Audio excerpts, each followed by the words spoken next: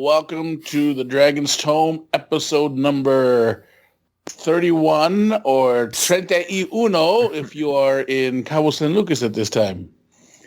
It is November with no year. 79. It's still 79. I'm just saying, there's no year in this cover. We didn't jump. Yeah, I know. Did the jungle take it? The jungle took the year. Yeah, we're looking at some kind of weird amalgamation of Turkish buildings and a jungle on the cover now. Welcome to I think the Mayans have attacked Turkey.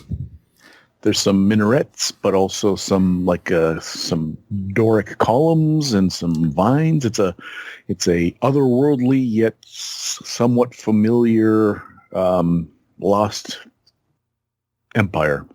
Alan Burton did this one. It actually starts crediting the cover artists again. Oh, nice. Alan Burton. Any relation to Jack Burton from the Pork Chop Express? Oh, or Tim Burton. Is it Tim Burton's brother? It's his cousin. Oh. Yeah. Still $2. I want my $2. Yeah.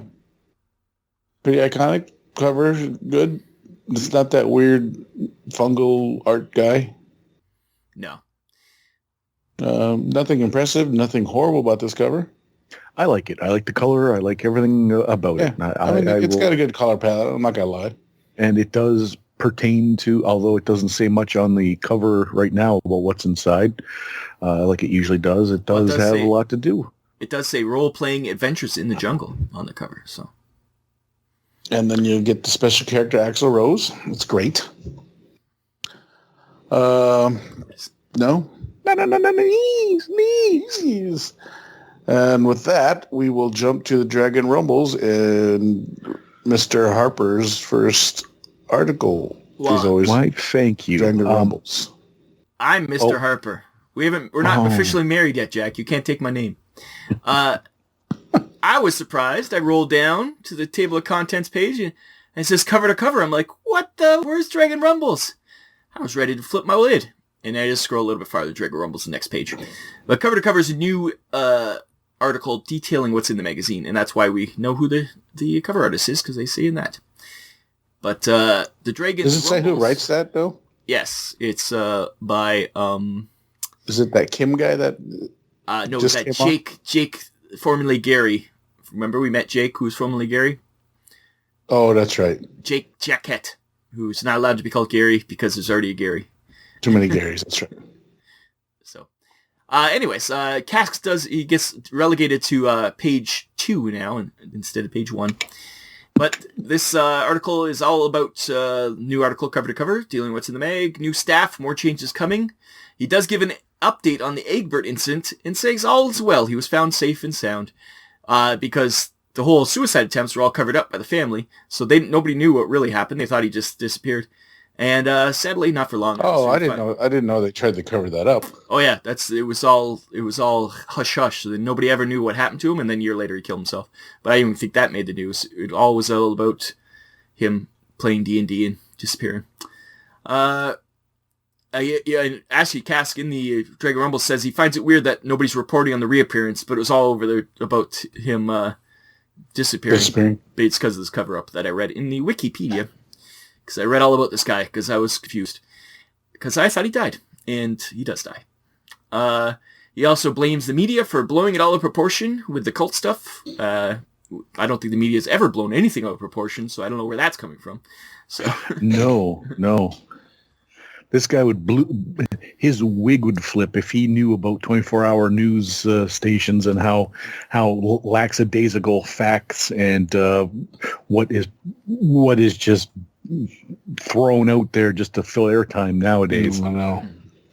And the beauty of this whole the cover to cover and the Dragon Rumbles is that when you get to page 24 in the PDF, 22 in the magazine, good old editing, the same couple, both of them repeat like tons of the article twice for both the cover to cover and I was like, didn't I already read this? Am I going insane?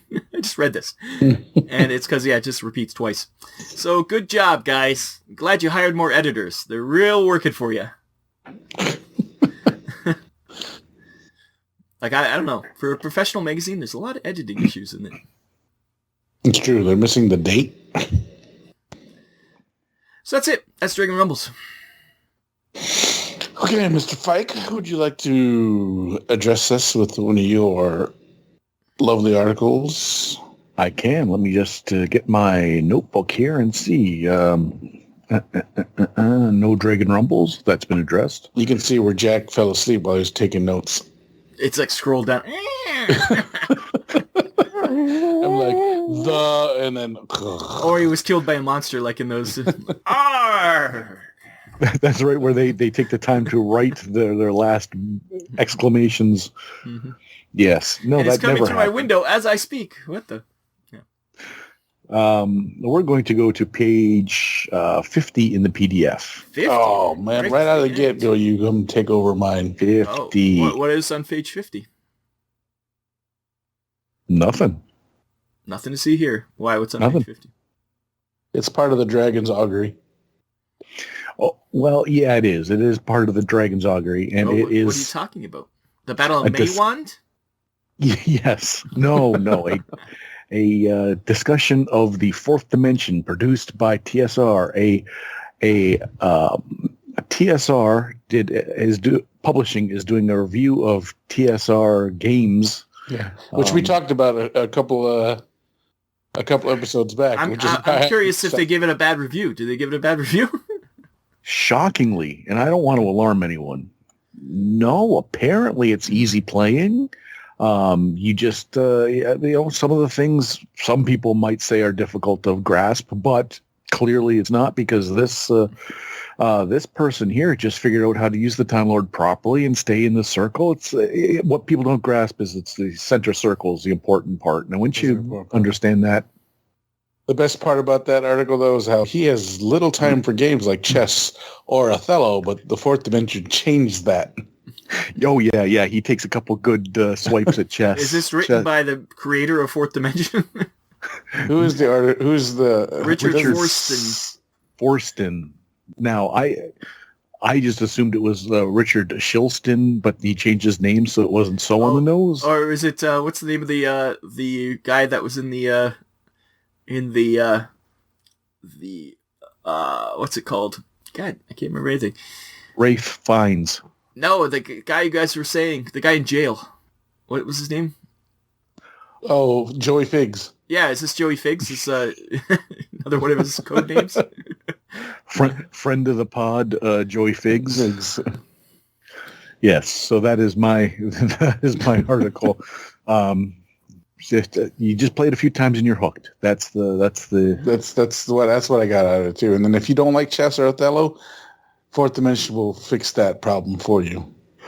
I've never played Othello, so I don't know. I'm pretty sure I have. It's black and white one, right? Yeah. Back in the day. All right. Well, that was mine. So a line through that. Scratch. So for me, we are going to jump to page 51 of the PDF. 51. Yes? We're doing short takes and first impressions. I chose this one basically because it's a walkthrough of the dealer rooms at the latest Gen Con 12. And apparently the dealer hall is multi-levels because there's like a third level to the dealer hall in this one. So it goes through level to level, talks about all the different dealers that were there and stuff like that.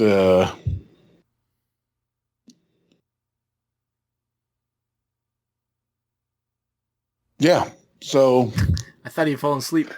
No, I thought it froze too. I thought he had a brain aneurysm. Actually, I thought that was. I was looking at this. I was trying to figure out what level this was because they were talking about Chaosium, and I was trying to figure out what level Chaosium was on, but I can't find it. I think it's on the second shelf. On the mega level. The third level is all the other guys. They just mentioned Armory Paints were there. Yeah, Armory Paints was there. Selling crayons to fill in your dice. Good idea. Diamond dice and ice dice were there. Ice dice. I like saying ice dice. TSR Hobbies on the lower level with their Dungeon Master's Guide and AD&D modules, which happened to be the village of Hamlet and White Plume Mountain. Spoilers. We'll get to Village of Hamlet, I think, later. Yeah. But it's nice to see that still even at this Gen Con, multi-level. Can you imagine if Gen Con now is multi-level dealer rooms? Well, it's multi-level everything else. It's all over the place. Yeah, but the dealer room's all one level. I mean, can you imagine a multi-level dealer room with a Stampede? Yeah. Well, I guess it would even out the Stampede because everybody on different levels. Yeah. You'd be on only on the level you want to be on for whatever thing you wanted to run for. So. Odd. But that was my article. Fun. We come back to you, Mr. Hopper. We're going to page 26 of the magazine, which would be on page 28. It's usually two above. This is did I steal this from For someone who told us that we should always lead with the page of the PDF? Well, I have to because not lead with the page of the PDF. Because when I do the table of contents, it gives me the page of the magazine. That's why. So in my notes, it's the table of contents numbers. So rules for me, not thee. Is that okay? Okay, as long as we know. You're not even in charge of this episode. Only Patrick should be getting away with this nonsense. I edited though, so it's all a pain in the ass. That is true. Sage Advice by Jean Wells. I guess it's Jean. It is a girl. Sean? So it's Jean. Jean. Yeah, so it's like they answer questions, Q&A on D&D. So it's kind of like a live FAQ. So all these people ask questions. I highlighted some of the ones that I thought were insane. One person asked his paladin was torturing an orc to save its soul and asked if that was okay. And I assume they don't understand alignments. That was my take from it. And the girl's like, yeah, she was kind of shocked and appalled, pretty much. Her response is usually pretty good because she doesn't beat around the bush much. Yeah. Another person said they had 1,000+ level characters, and that when people say that any character over 40 is ridiculous, that's stupid. And she responded with, I don't know whether to laugh or cry. But added a pre you do you boo boo kind of thing. But like, come on, 1,000+ level, that's impossible. Yeah, like, that's cheating. Yeah, and I found that some are definitely written by children. That's what I got out of the lines. Yes. That's my whole article, that children write into Dragon Magazine asking stupid questions. Yeah. And we should ban them. The Paladin one is really bad too. Did you read that one? Yeah, so I just said. Pat doesn't listen. He doesn't listen to me. He was still, I wonder, were they on the third level? Yeah. I was still back in my article. I was still at the wrong page because I can't figure out what page we're on. Well, it is PDF 50. No, PDF 28. PDF page 26. Anyways, on to the next article. Mine was on 50. Who's next? You're on 50? Mine was on 50. No, what are you on now? Because you're next. Oh. You see, that's a segue. Like a professional. Okay. So we're going to go to Layman's Tiny Hut. Again, the Layman, did you just make a name up? No. So it's page 32, page 30 in the magazine. Layman's Tiny Hut. Bayman's. Is it a B? Is it B or an L? It's Leomund. It looks like a lowercase b. No, it's an L because his name is Leonard Leomans. He's double L's. Did you think this whole time it was Beomun's? I was unsure. I went with B because it looked like a B.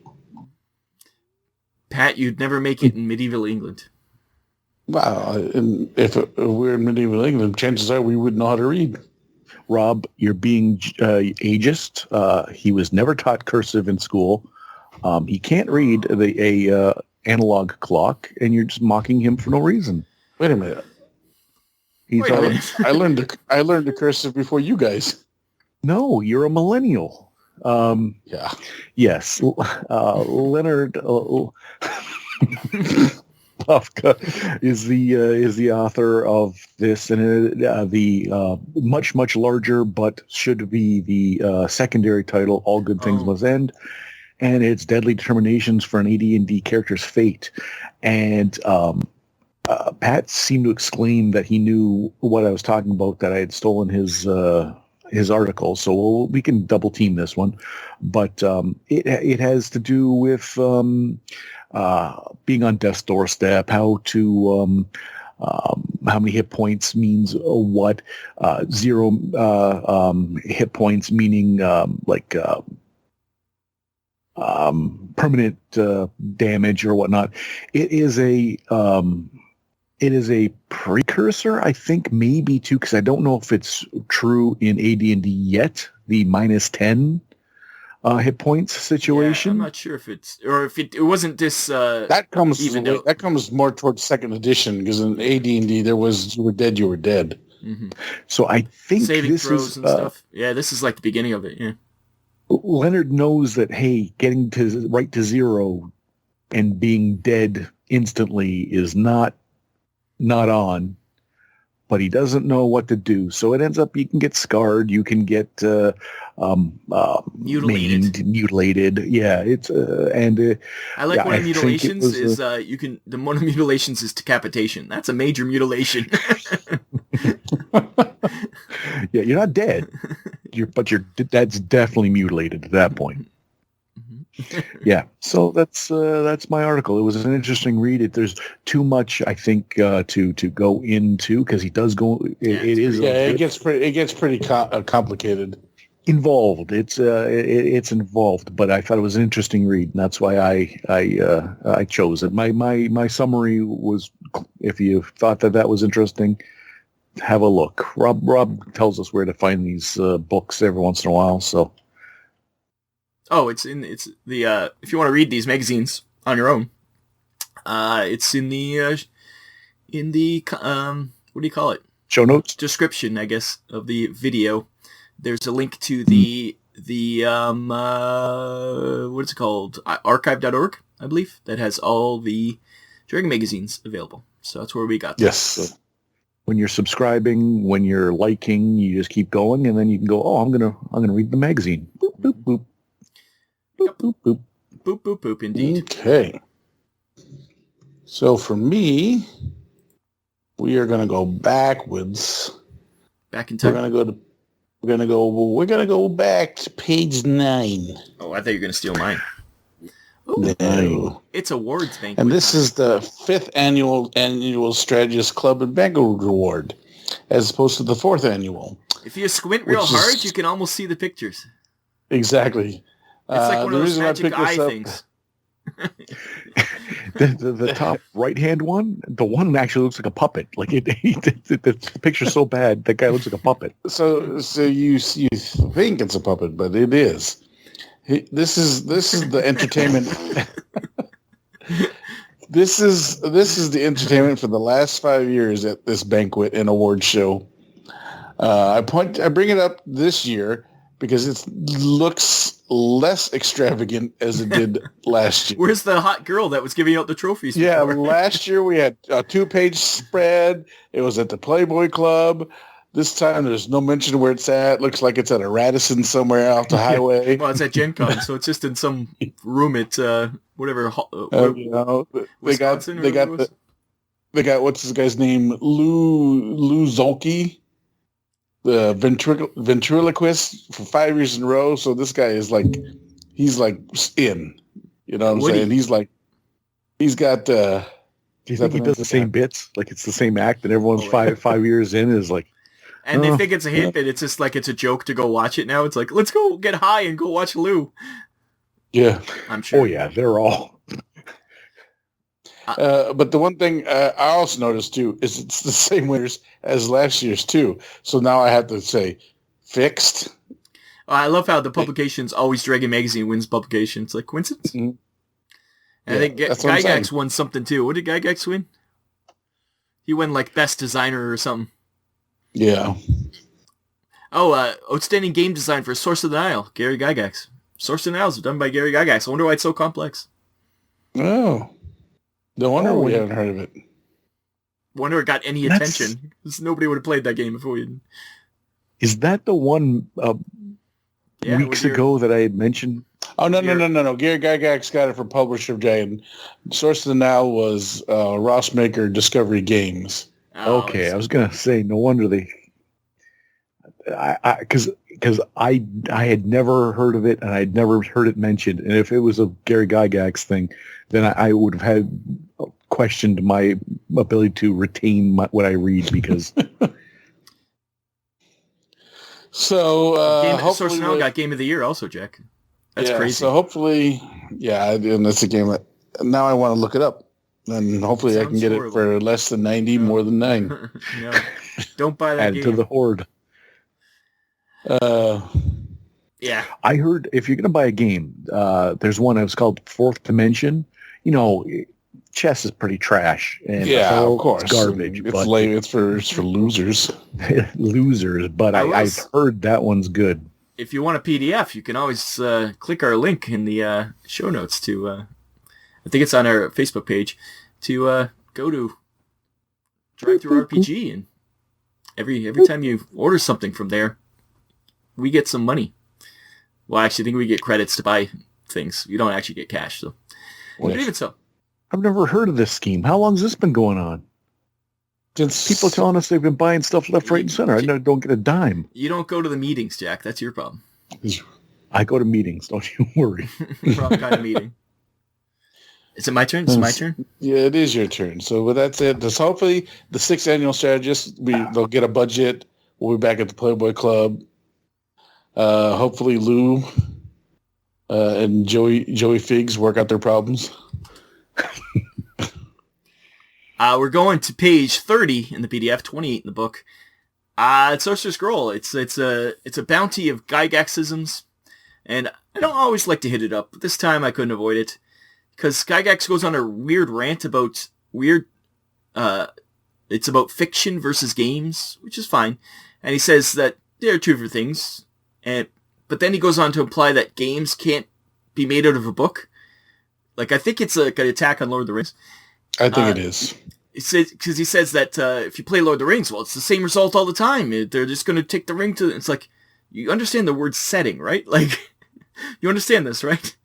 You're not playing through the book. It's a setting. He also says you can't make characters for gaming out of protagonists in books, which that whole Giants of the whatever in this Dragon magazine, that's what it's all about. So... you kind of going against what your own guys are doing. But he also throws shade at that too, remember? Yeah, that's what I was going to say. A couple weeks ago, we threw shade at that article already. So, he says instead of using Tolkien as a setting, go to what he based everything on, like Anglo-Saxon myths and stuff. It's like, no. I want to use Tolkien as a setting. Isn't an Anglo-Saxon myth somewhat of a verbal book? It's he really just says play AD&D as I wrote it and don't allow creativity in your characters. That's all it is. That's pretty much how he ends the article, as he ends a lot of things. So, but I found it very funny that he just goes strangely. He's like against playing other people's settings, like from books. Basically it says in not so many words, there's books and then there's games and there's games and then there's books, but there's no, you can't. Impossible. That's like it's not like it's like that's right. I wouldn't suggest it. Never be able to. You know what's funny is that Avalon Hill just released Dune this year of '79 as a game. Yep. But aren't you just playing through Dune? Isn't it the same result every time? Well, Paul Moody becomes the Kwisatz Haderach. No matter what. Yeah, it's such a strange angle to take. Like it's like somebody said, you know what, Lord of the Rings is a much better setting than D&D, and he flipped out. I think that's what happened. And ironically, we know that settings in D&D become like almost integral eventually. The World of Greyhawk says it becomes a D&D setting. Well, his settings are fine, like but he doesn't like it coming from a book. That's all. But was Dragonlance was a book before it was a setting, I'm pretty sure. Yes, it was, 100%. So, hello, it's coming up. Yep. Anyways, that was my little, I don't know, I like to poke at Gygax. I like to think that right now he's rolling around in his grave going, "Damn you, Rob. My legacy, ruining it." Or we're going to get a legal letter from the Gygax family pretty soon. One of the two. The lawyers involved, yes. Yeah.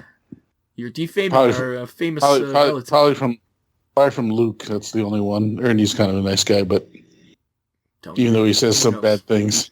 Don't even start that. Who knows? Don't ally yourself with anyone, Pat, because you never know.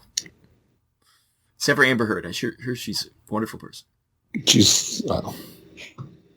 well, I'm backtracking on my previous comments and past shows. Yes, three weeks ago you made an Amber Heard joke and it landed, and this time it fell flat. Now you have to sit in your own filth. That was my. I was backtracking on my disparaging remarks. Anyways, all right, Mr. Fike, do you have an article? No article. I do have an ad. If we're gonna, Rob, do you have any more articles? I am also finished with articles. I have one little quick hit on page. Out on a limb. We're back at Out on a limb. The Paladin Paradox. Once again, someone wants their paladins to do evil things. I see a theme. It's weird. It's like, it's not a paladin, people. Can you not be an anti-paladin yet? Not yet, no.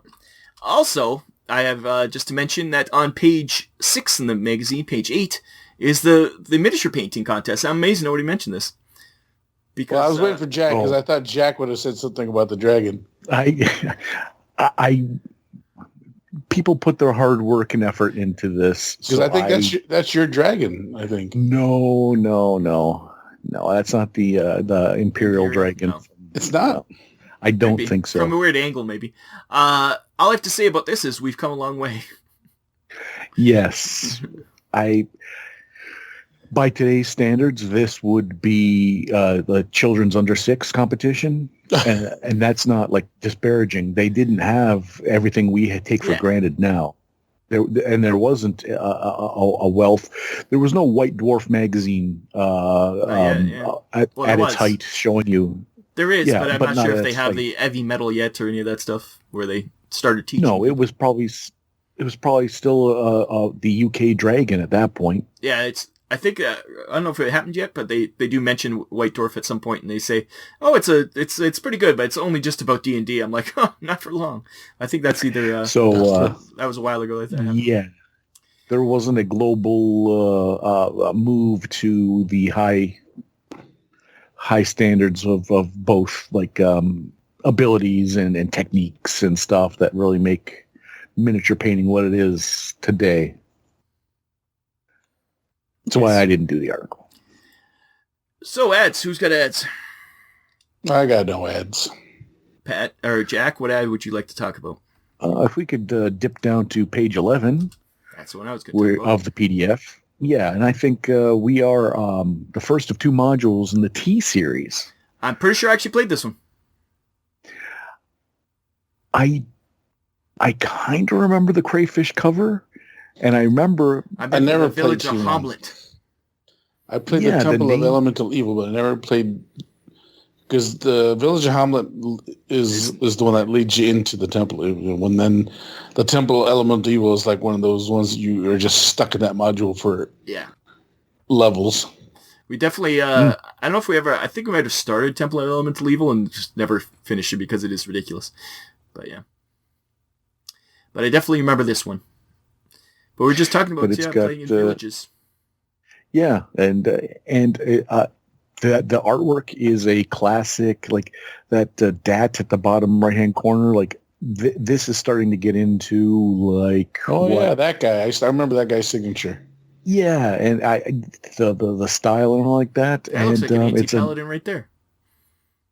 If that was never an anti-paladin, that looks like an anti-paladin right there. That very much does. It's probably a cleric. But he's got a lot of clubs. Yep. He's going to a rave, or he's going to make himself some jambalaya. I think he's about to kill that poor lobster. Yeah, I think he's gonna make himself a lobster roll. He's pre-cracking that shell.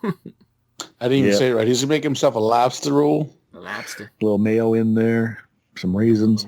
So it's a introductory novice level that's module. Us. So it's by Gygax. It's Gygax. We got a Gygax. That's Gygax sighting. I have one on page 27. 27. Tell us your fantasies. Yeah. They are, and they, they're trying to hire people to write for Dragon Magazine. So. Oh, so it's a more.